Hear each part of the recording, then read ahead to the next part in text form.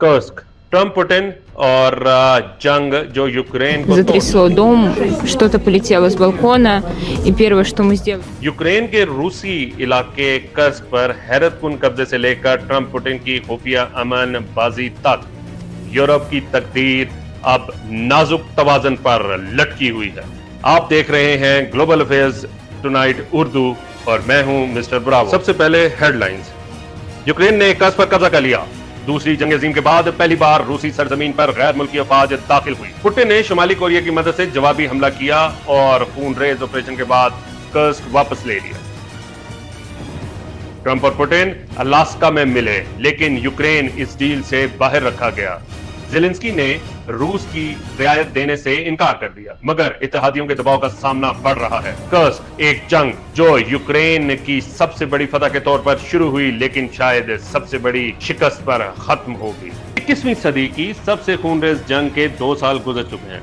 माज़ जंग यूक्रेन की खंदकों से हटकर अब अलास्का की मेजों पर मुंतकिल हो चुका है। डोनाल्ड ट्रंप और व्लादिमीर पुतिन मुसाफा करते हैं, अमन का वादा करते हैं, लेकिन इस अमन की असल कीमत यूक्रेन की बका हो सकती है। ये कहानी एक कर्स्क की, यूक्रेन की जुर्रतमंदाना बाज़गी, रूस का बेरहम इंतकाम और ट्रंप के खतरनाक सफारतकारी।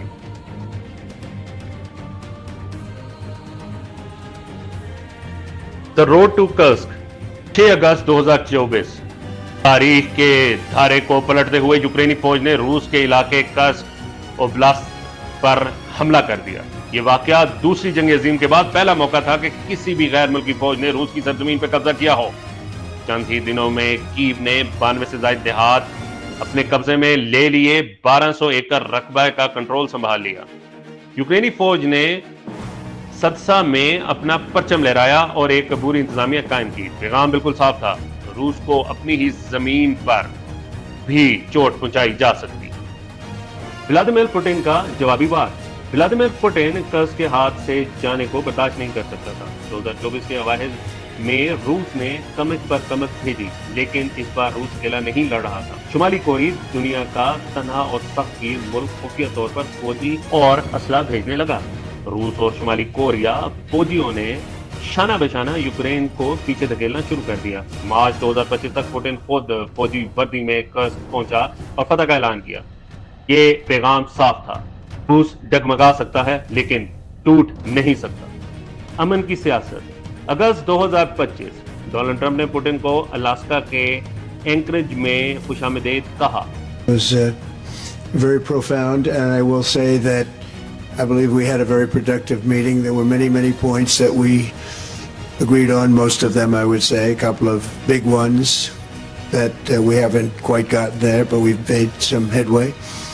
So there's no deal until there's a deal. I will call up NATO in a little while. I will call up the various people that I think are appropriate, and I'll of course call up President Zelensky and tell him about today's meeting. It's ultimately up to them. They're going to have to agree with what Marco and Steve and some of the great people from the Trump. 3 घंटे तवील मुज़ाकरात के बाद Trump ने इन्हें इंतहाई कामयाब करार दिया, लेकिन कड़वा सच ये है कि ट्रंप ने यूक्रेन की कामयाबी का एक लफ्ज भी जिक्र न किया। इसके बजाय इसने ऐसी जंग बंदी तजवीज की जो मजाजों को मुंजमद कर दे और रूस के कब्जे को कानूनी शक्ल दे दे। ट्रंप के लिए यूक्रेन कोई इत्तेहादी नहीं था, बल्कि एक रकावट था, और इस रकावट को हटाना लाजमी था ताकि वो पुतिन से ताल्लुकात दोबारा बहाल कर सके। ट्रंप पुतिन की चाल।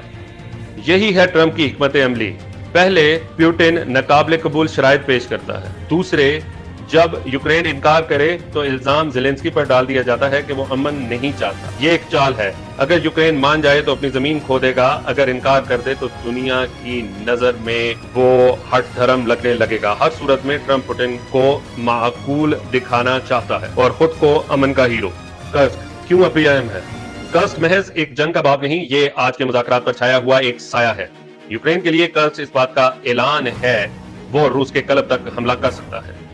ये एक इसकी सफारतकारी ताकत और मुज़ाकराती मेज पर लिवरेज थी, लेकिन अब जब कर्स्क हाथ से निकल चुका है, कीव की पोजीशन कमजोर हो चुकी है। पुतिन के लिए कर्स्क महज एक फौजी कामयाबी नहीं थी, बल्कि एक कौमी इंतकाम था। ये सबूत कि रूस पर हमला हो सकता है, लेकिन रूस को तोड़ा नहीं जा सकता। ये एक पैगाम था अपनी आवाम के लिए, जो दुनिया के लिए रूस के दरवाजे बंद हैं और रूस की सरहदें नाकाबिले अमूर है। ट्रंप कहता है आखिर अमन करीब है। पुतिन कहता है कर्स्क हमेशा रूसी सरजमीन रहेगी। ज़ेलेंस्की कहता है यूक्रेन कभी झुकेगा नहीं। तीन रहनुमा, तीन नजरिए, एक जंग। अब दुनिया सिर्फ एक सीज फायर का नहीं बल्कि तारीख के फैसले का इंतजार कर रही है। सवाल ये पैदा होता है कि क्या कर्स्क को अमन की शुरुआत के तौर पर याद रखा जाएगा या एक बुरी गद्दारी के तौर पर। देखते रहिए ग्लोबल अफेयर्स टुनाइट। सब्सक्राइब